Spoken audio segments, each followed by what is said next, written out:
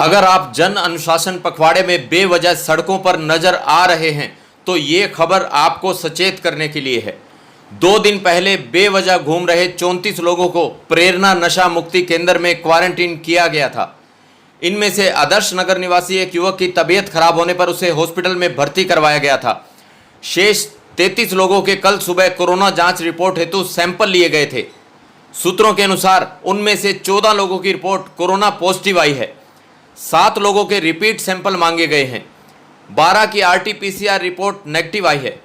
इसके अलावा कल बिना किसी कारण के सड़कों पर आवाजाही कर रहे 2 और लोगों को पकड़कर प्रेरणा में भेजा गया था।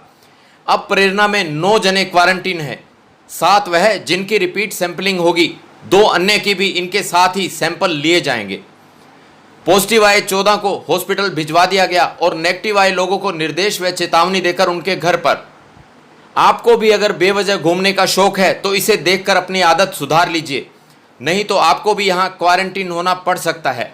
उसके बाद जांच रिपोर्ट नेगेटिव आने के बाद ही यहाँ से आपको घर के लिए रवाना किया जा सकेगा।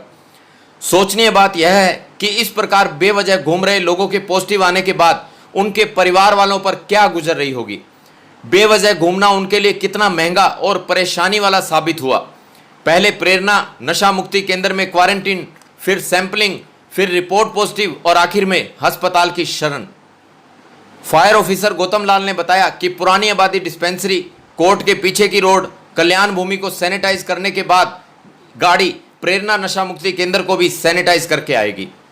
इधर आज निर्धारित टाइम के बाद दुकानें खोलकर या अधखुली दुकानों से सामान बेच रहे या कार्य कर रहे लोगों के संस्थानों को सीज करने की कार्रवाई हुई।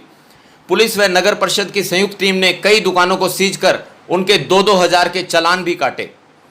सदर बाजार में निरीक्षक रमनदीप कौर द्वारा भैरव जनरल स्टोर व एक लिफाफा स्टोर पर कार्रवाई करते हुए लिफाफा स्टोर से 1 क्विंटल 35 किलो पॉलीथीन भी जब्त करना बताया गया है। कोतवाल गजेंद्र सिंह जोधा व स्वास्थ्य अधिकारी देवेंद्र राठौड़ व टीम ने भगत सिंह चौक के पास वीरेंद्र एग स्टोर पर कार्रवाई करते हुए 24 घंटे के लिए उसे सीज कर दिया। साथ ही 2000 का जुर्माना भी लगाया गया। इसी प्रकार बस स्टैंड पर भी यह कार्रवाई की गई। यहाँ दुकानों के जालियां या किसी प्रकार के दरवाजे नहीं हैं, केवल पर्दे लगाए हुए हैं। अंदर 5-6 लोग बैठकर गाइडलाइन में निर्धारित समय के बाद भी सामान का बेचान कर रहे थे। चूंकि बस स्टैंड पर यात्रियों का आना जाना लगा रहता है तो ये दुकानदार इस प्रकार से अपने सामान की बिक्री करते हैं। यहाँ भी 2000 का जुर्माना वसूल किया गया। इसके अलावा अंबिका सिटी में सिटी स्टार प्लाई हाउस व एक किराना स्टोर का भी चालान किया गया।